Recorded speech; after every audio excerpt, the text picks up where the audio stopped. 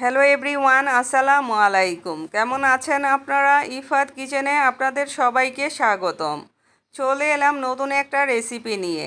আজকে আমি ইলিশ মাছ দিয়ে লাউ রান্না করে আপনাদেরকে দেখাবো। চলুন মূল রেসিপিতে। এখানে আমি মিডিয়াম সাইজের দুইটা ইলিশ, মিডিয়াম সাইজের কচি দেখে একটা লাউ নিয়েছি। মাছ আর লাউ খুব সুন্দরভাবে কেটে ধুয়ে পরিষ্কার করে নিয়েছি। এখন এখানে মাছগুলোতে আমি আধা চা চামচ হলুদ, আধা চা চামচ লবণ দিয়ে খুব সুন্দর করে মাখিয়ে এক সাইডে রেখে দিয়েছি। সরাসরি রান্না করে চলে এলাম রান্না করার জন্য।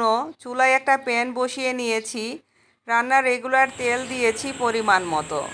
তেলটা খুব সুন্দর করে গরম হয়ে আসলে মাছগুলো আমি ভেজে নেব। মাছগুলো আমি ভেজেই রান্না করব। আপনারা যদি না চান, এমনিতেই রান্না করতে চান, করতে পারেন, কোনো সমস্যা নেই। ইলিশ মাছ এমনই একটা মাছ বন্ধুরা, যেভাবে রান্না করেন না কেন খেতে কিন্তু হয় অসাধারণ। মাছগুলো আমার ভাজা হয়ে গেছে, এখন আমি উঠিয়ে নিচ্ছি। একই প্যানে একই তেলে আমি রান্নাটা শেষ করব। তার জন্য এখানে আমি আধা চা চামচ আস্ত জিরে দিয়ে ফোড়ন দিয়েছি। সুন্দর একটা স্মেল চলে আসলে আধা কাপ পেঁয়াজ কুচি দিয়ে পেঁয়াজটা আমি নরম করে ভেজে নেব। পেঁয়াজটা নরম হয়ে গেছে, এখন এখানে আমি 2 চা চামচ আদা রসুনের পেস্ট দেব। তারপরে আদা রসুনের পেস্টটা হালকা করে ভেজে নেব, যাতে কাঁচা গন্ধটা চলে যায়। আধা কাপ পানি দেওয়ার পরে গুঁড়া মশলাটা আমি অ্যাড করব, যাতে গুঁড়া মশলাটা পুড়ে না যায়।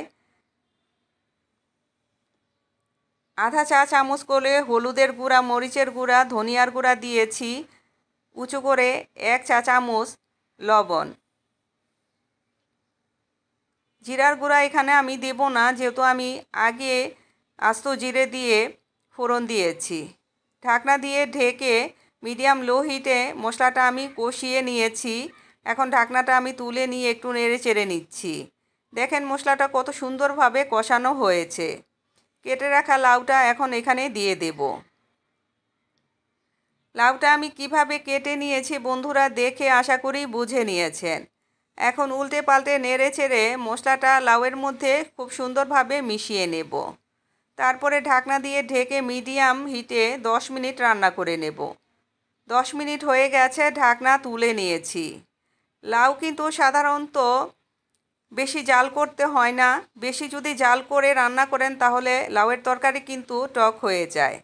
যাই হোক, এখানে আমি আস্ত কাঁচামরিচ 4-5টা, একটা মিডিয়াম সাইজের টমেটো ফালি করে দিয়ে একটু নেড়ে চেড়ে নেওয়ার পরে ঝোলের পানিটা অ্যাড করব। আমি প্রায় 1.5 কাপের মতো ঝোলের পানি অ্যাড করেছি। আপনারা যে যেমন ঝোল খেতে পছন্দ করেন সেই অনুপাতেই ঝোলের পানিটা ব্যবহার করতে পারেন। একটু নেড়ে চেড়ে নেওয়ার পর আবারও ঢাকনা দিয়ে ঢেকে মিডিয়াম হিটে 10 মিনিট রান্না করে ঢাকনা তুলে নিয়েছি।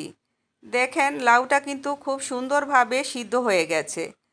এখন আমি এখানে মাছগুলো দিয়ে দেব।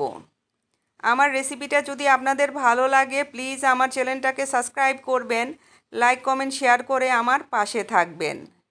এই তরকারিটা বন্ধুরা গরম ভাতের সাথে অসাধারণ লাগে খেতে। একদিন হলেও ট্রাই করবেন, আশা করি অনেক বেশি ভালো লাগবে।